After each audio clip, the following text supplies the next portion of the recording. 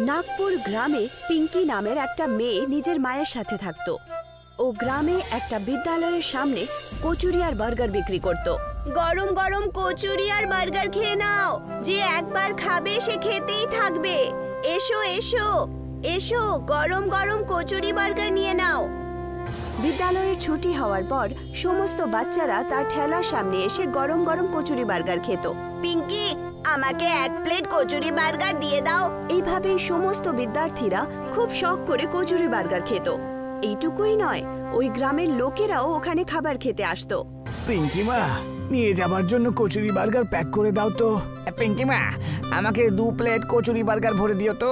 তোমার হাতে বানানো কচুরি বার্গার দেখে আমার জিভে জল চলে আসে আর কি বাবা। ধন্যবাদ কাকু। স্কুলের বাইরে রেখা আর ওর বোন শিখাও কচুরি বিক্রি করত, কিন্তু ওদের বিক্রি সেরকম হতো না। এইসব দেখার পর রেখা আর শিখা খুব ঈর্ষা করত। একটুও ঠেলাতে তো দেখ কিরকম ভিড় লেগেছে, সমস্ত লোকেরা ওর ঠেলাতেই যায়।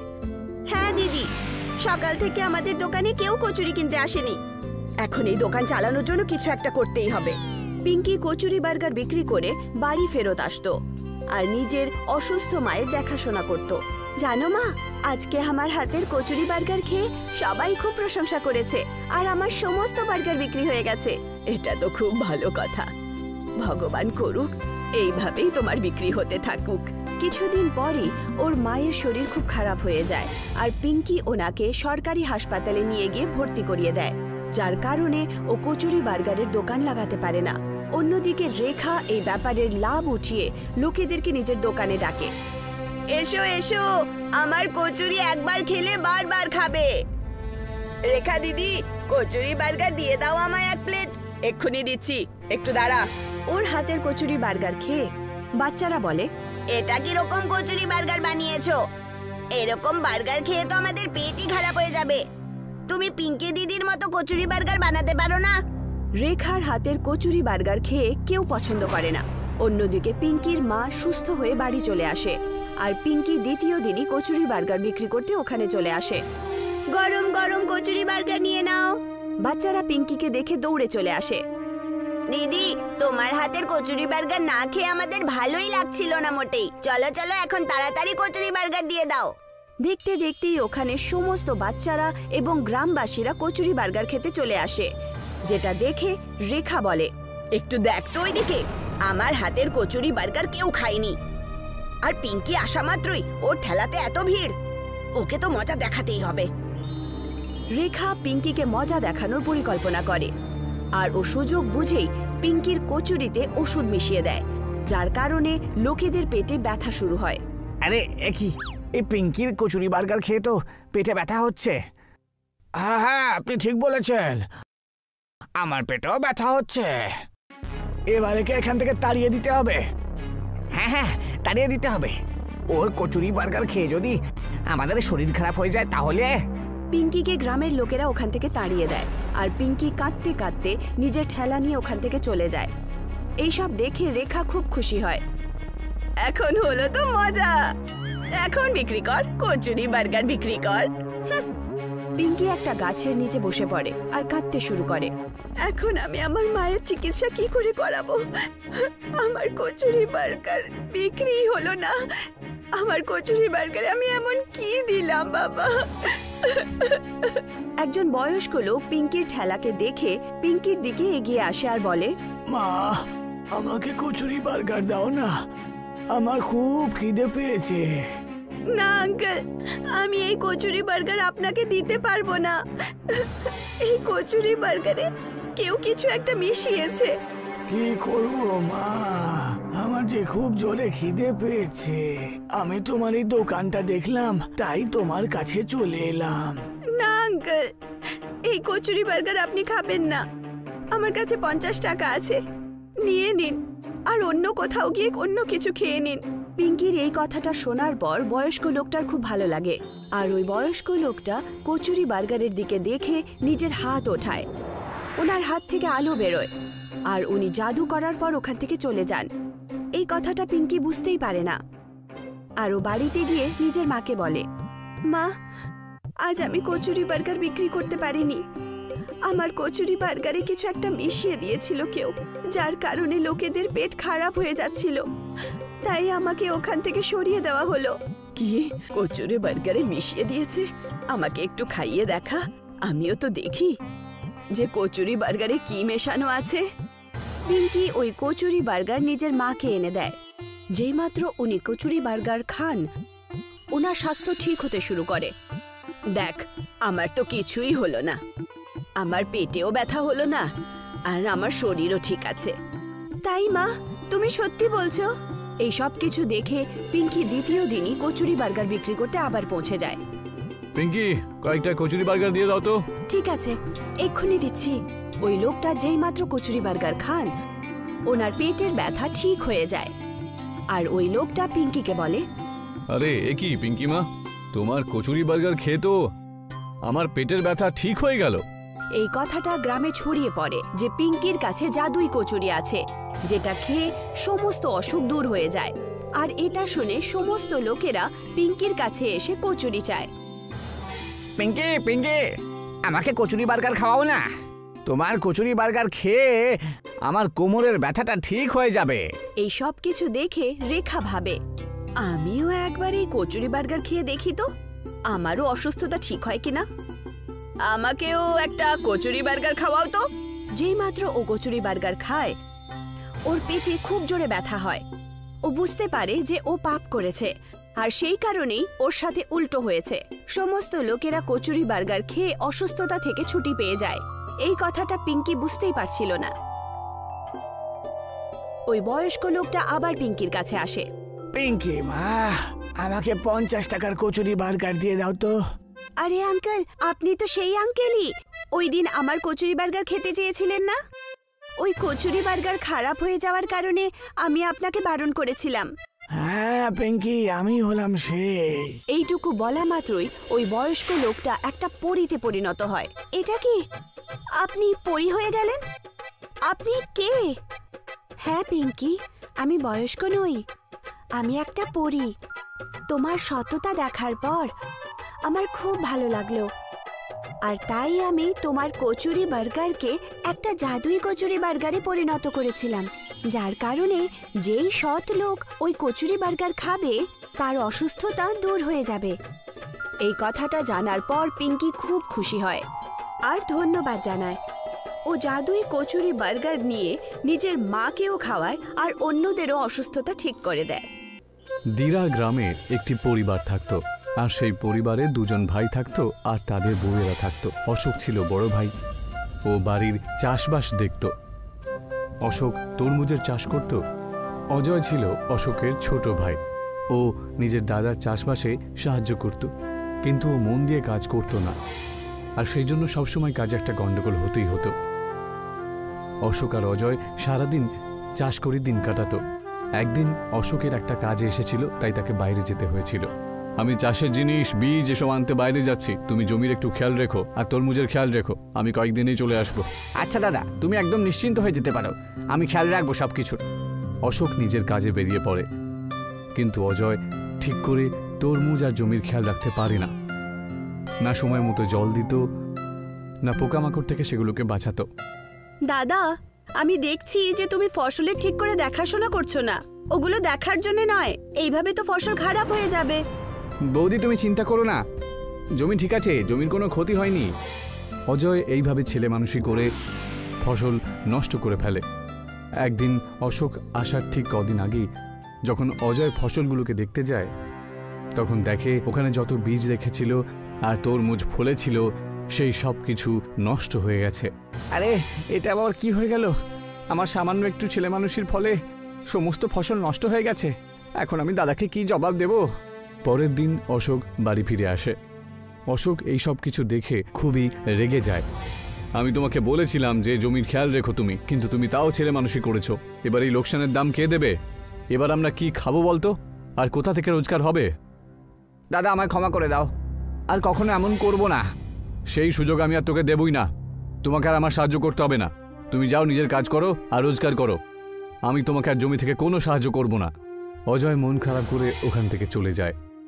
অজয় অনেক দিন ধরে অন্য কোনো কাজ খোঁজার চেষ্টা করে, কিন্তু কারোর কাছেই কাজ না পাওয়ার ফলে আর নিজের দাদার কাছে যেতে পারবে না জেনে ওর খুবই মন খারাপ হয়ে যায় আর ও বাড়ি ফিরে আসে। আমি অনেক দিন ধরে সব জায়গায় কাজ খুঁজলাম, বুঝলে, কোথাও কাজ পেলাম না। এখন তো সংসারের জিনিসপত্র শেষ হয়ে গেছে, কোত্থেকে আনবো সব। তখনই অজয়ের স্ত্রী একটা বুদ্ধি বের করে। আমার বাবার আলুর চাষ আছে, প্রত্যেকবার অনেকগুলো আলু বেঁচে যায়। ওনার থেকে আলু নিয়ে আমরা ঝালমুড়ি বানিয়ে বিক্রি করতে পারি। আর এমনিতেও আমাদের গ্রামে কোনো ঝালমুড়িওয়ালা নেই। হ্যাঁ, তুমি ঠিকই বলেছ, এটা আমরা করতেই পারি। পরের দিন অজয় নিজের শ্বশুর বাড়ি থেকে যে আলুগুলো বেঁচেছিল সেগুলো নিয়ে আসে আর একটা গাড়িতে ঝালমুড়ি বিক্রি করতে শুরু করে। অজয়ের ব্যবসা ভালোই চলতে শুরু হয়ে যায়। গ্রামের সবাই ওর কাছে ঝালমুড়ি খেতে আসে। এখন আমাদের কাজ ভালোই চলছে, বুঝলে। যদি তুমি আমায় সাহায্য করতে চাও তাহলে তুমি আসতেই পারো, বুঝেছো? হ্যাঁ, কেন নয়। গ্রাহক এত বেশি বেড়ে যায় যে অজয় স্ত্রীকেই অজয়কে সাহায্য করতে বাধ্য হতে হয়। কিন্তু কয়েকদিনের মধ্যেই আবার কাস্টমার কম হয়ে যায়। আরে, কয়েকদিন ধরে দেখছি গ্রাহক কম আসছে। এইভাবে চললে তো দোকান বন্ধ করতে হবে আমাদের। আমি শুনেছি যে আমাদের গ্রামেই কেউ আমাদের দেখা দেখি ঝালমুড়ির দোকান খুলেছে। যদি তাই হয় তাহলে আমাদের নতুন কিছু একটা করতে হবে। আচ্ছা, আমাদের কি একটা ঝালমুড়ির সাথে আরেকটা ঝালমুড়ি ফেরত দেওয়া উচিত? না, এইভাবে তো আমাদের খুব ক্ষতি হয়ে যাবে। তাহলে কি করি বলো তো, যাতে আমাদের ব্যবসাটা আবার চলতে শুরু করে? আমাদের কোনো অন্য উপায় খুঁজতে হবে। অজয় নিজের দাদার জমির পাশ দিয়ে যাচ্ছিল আর দাদাকে দেখে সে কেমন আছে সেটা জানার জন্য তার কাছে গেল। কেমন আছো দাদা? এখন আমি খুব মনোযোগ দিয়ে কাজ করি, বুঝেছো দাদা? তুমি কেমন আছো আর তোমার কাজকর্ম কেমন চলছে? কাজ তো ভালোই চলছে, কিন্তু আমাদের তরমুজ আর বিক্রি হচ্ছে না। যতদিনে অর্ডার আসে ততদিনে তো পড়ে পড়ে তরমুজগুলো নষ্ট হয়ে যায়। তোমারই ভালো, তোমার তো আর এসবের চিন্তা নেই। আরে দাদা, অনেক লোকসান হচ্ছে, আমি কিছু একটা করি, বুঝলে। অজয় বাড়িতে গিয়ে ক্ষেতের ব্যাপারে চিন্তা করতে থাকে। আচ্ছা, আমি বরং ওই যে তরমুজগুলো বেঁচে থাকে সেগুলো ঝালমুড়িতে মিশিয়ে বিক্রি করি। দাদার কাছ থেকে কিনে দাদাকেও উপকার করতে পারবো আর এদিকে ঝালমুড়িতে মিশিয়ে আমি নিজের রোজগারও বাড়াতে পারবো। নতুন রকমের ঝালমুড়ি দেখে গ্রামের সবাই আমার কাছে খেতে আসবে আবার। তাহলেই আমার ব্যবসা আবার ভালোভাবে চলতে শুরু হয়ে যাবে।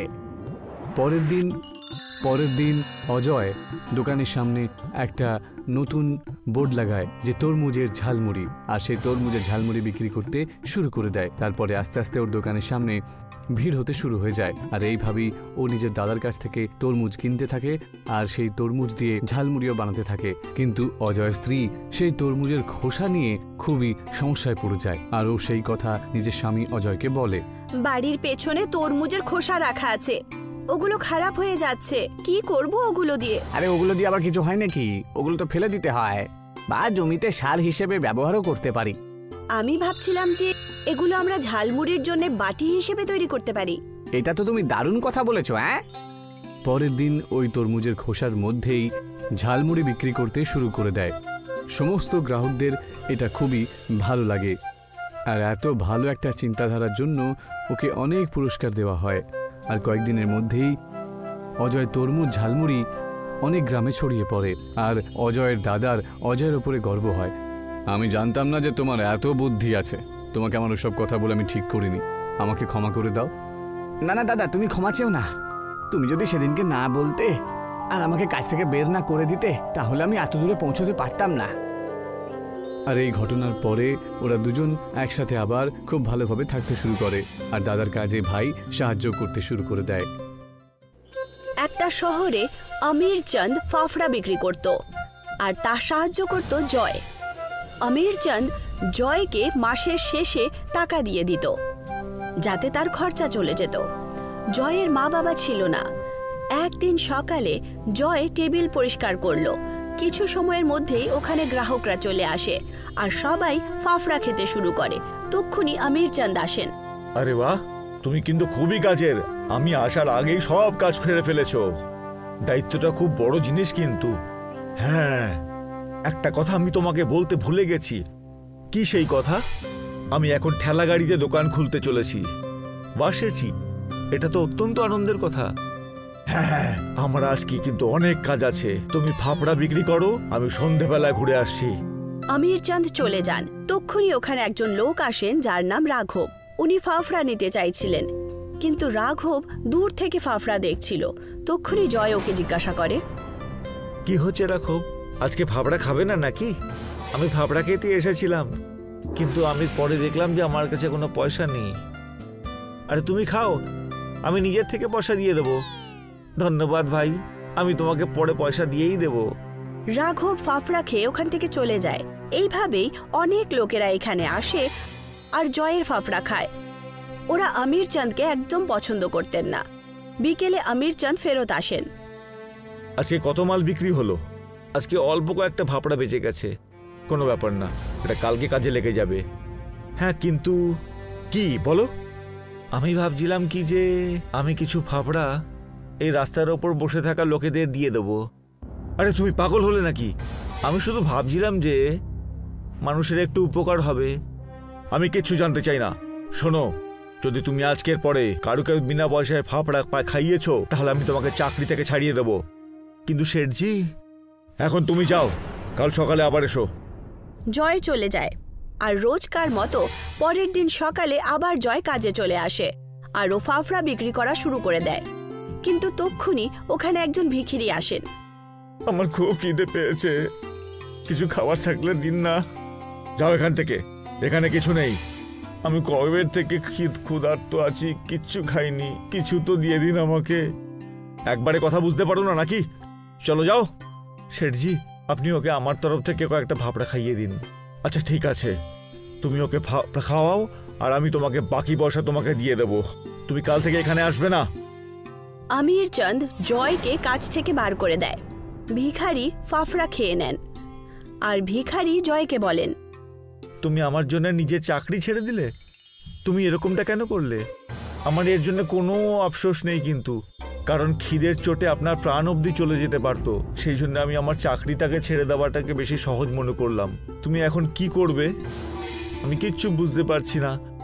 আমার নিজের কাছেই কোনো কাজ নেই এখন। আমি রাস্তায় এসে দাঁড়িয়ে পড়েছি। আমি এখন একজন বেকার। আমার কাছে একটা জাদু ফায়ার ফাফড়া মেশিন আছে। আপনি আমার সাথে কেন মজা করছেন? আমি তোমাকে সত্যি কথাই বলছি, কিন্তু আমি এই জাদু মেশিনটা যাওয়ার জন্য কোনো যোগ্য মানুষকে খোঁজার জন্য বেরিয়েছিলাম। ঠিক আছে, তুমি এখানেই আমার কাছে আসবে। আমি তাড়াতাড়ি জাদুই ফায়ার মেশিন নিয়ে আসছি। ভিখারি ওখান থেকে চলে যান। জয়ও এদিক ওদিক দেখতে শুরু করে। এখন ঠেলাতে আমির চাঁদ নিজেই কাজ করতেন, যার কারণে আমির চাঁদ কাহিল হয়ে পড়েন। আমিও না রেগে গিয়ে কখনো কখনো বেশি কথা বলে ফেলি। এখন একাকেই সবকিছু সামলাতে হচ্ছে। আমি একা লোক, কি করে সবকিছু সামলে নেব? আমি বাজে চিন্তা করে চলেছি। যখন জয় ক্ষুধার্ত থাকবে আর ওর কাছে শোয়ার কোনো জায়গাও থাকবে না, তখন ও আমার কাছে আসবে আর ক্ষমা চাইবে। আমির চাঁদ জয়ের কথা ভাবতে শুরু করেন আর উনি খুব খুশি হলেন। কিন্তু জয় রাস্তায় একা একাই ঘুরে বেড়াচ্ছিল। আস্তে আস্তে সন্ধে হয়ে যায়। জয়ের খুব খিদে পেয়ে যায়। এখন তো অনেকটা খিদেও পাচ্ছে, কিন্তু রাত্রিবেলায় আমি কোথায় যাব? কিন্তু এই রাতে আমি কোথায় যাব? ভিখারিও ফেরত আসলো না। জয়ের কাছে আর কোনো রাস্তা ছিল না। এই স্থিতিতেই রাত হয়ে যায়। আজকে রাস্তাতেই শুতে হবে মনে হচ্ছে। একটু ঠান্ডাও লাগছে আমার বেশ, কিন্তু এখন আমি কি করতে পারি? তক্ষুনি জয়কে খুঁজতে খুঁজতে ভিখিরি এলো। ওর হাতে একটা মেশিন ছিল। ভিখারিকে আবার দেখে জয় একটু খুশি হলো। আমি তোমাকে কত খুঁজেছি, কিন্তু তুমি আমার কাছে এলেই না। আমার মনে হচ্ছিল যে তুমি হয়তো আর আসবে না, সেই জন্য আমি ওখান থেকে চলে এলাম। এটা হলো কি জাদুই ফায়ার ফাফড়া মেশিন। তুমি এখন এটা দিয়ে ফাফড়া বানাতে পারবে। এটাকে চালাতে হয় কিভাবে? এক্ষুনি তোমার বন্ধু রাঘব চলে আসবে। আচ্ছা হ্যাঁ, যে সবার সাহায্য করে ভগবানও তাকে সাহায্য করে থাকে। ততক্ষণে রাঘবও ওখানে চলে আসে। রাঘব একটা ঠেলা নিয়ে আসে, যার উপরে কিছু জিনিসপত্র রাখা ছিল। এসব আবার কি নিয়ে এসছো? তুমি খুবই ভালো ফাফড়া বানিয়ে থাকো, এখন তুমি নিজের দোকান খুলতে পারো। সত্যি কথা বলছো? হ্যাঁ, এই মেশিনটা তোমাকে পুরোপুরি সাহায্য করবে। ভিখারি মেশিনটা চালিয়ে দেখালেন। মেশিনে ও ফাফড়া বানানোর জিনিসপত্র দিলেন। মেশিনে আগুন জ্বলতে শুরু করলো। সঙ্গে সঙ্গেই অন্য দিক থেকে ফাফড়া তৈরি হয়ে বেরিয়ে আসে। জয় এটা দেখে খুব অবাক হয়। এটা আবার কি করে হওয়া সম্ভব? এটা একটা জাদু। আর এই আগুন থেকে তোমার কখনো ঠান্ডাও লাগবে না। তুমি মন থেকে যতটা চাইবে এ ততটাই ফাফড়া বানিয়ে তোমাকে দেবে। কিন্তু মনে রাখবে যে তোমাকে সব সময় এতটা সৎভাবে থেকেই কাজ করতে হবে। ঠিক আছে, আমি এটার প্রয়োগ সব মানুষের পেট ভরার জন্য করে থাকবো। আমিও তোমার সাথে এখানে কাজ করতে চাই। তোমাকে অনেক স্বাগত জানাই বন্ধু। ঠিক আছে, আমরা কাল থেকে তাহলে এখানে কাজ শুরু করব। আমি এখন যাচ্ছি, তাহলে অন্য কারোর কাছেও আমার সাহায্যের প্রয়োজন হতে পারে। জয় আর রাঘব ভিখারিকে ধন্যবাদ জানান। উনি ওখান থেকে চলে যান। পরের দিন থেকে জয় আর রাঘব ফাফড়া বিক্রি করার কাজ শুরু করে দেয়। শুরুতে কোনো গ্রাহকই আসছিল না। কি আমাদের ফাফড়া বিক্রি হয়ে যাবে? এখনো কেউ আমাদের ব্যাপারে জানেই না, এই জন্যই তারা আসছে না। আমি গিয়ে সবাইকে জানিয়ে আসছি। রাঘব ফাফড়ার প্রচার শুরু করে। সব গরিব আর ধনী লোকেরা জয়ের ঠেলাতে আসতে শুরু করে। আর দেখতে দেখতেই ও একটা বড় দোকান খোলে। আমির চাঁদের ঠেলা বন্ধ হয়ে যায় আর ও খুব গরিব হয়ে যান। একদিন আমির চাঁদেরও খুব খিদে পায় আর ওনার কাছে টাকা ছিল না, আর জয়ের দোকানে ফাফড়া খেতে আসেন। আমার কাছে টাকা পয়সাও নেই আর খিদেও পেয়েছে আমার। কোনো ব্যাপার নয় শেঠজি, আপনি পেট ভরে খান। আমির চাঁদ জয়কে দেখে অবাক হলেন। হ্যাঁ শেঠজি, এটাই আসল সময় এবং ঘুরে আসুন। আমির চাঁদ ফাফড়া খেলেন আর নিজের ভুল স্বীকার করলেন। জয় আর রাঘব নিজেদের কাজ জারি রাখলেন আর কিছুদিনের মধ্যেই খুব ধনী হয়ে যায়।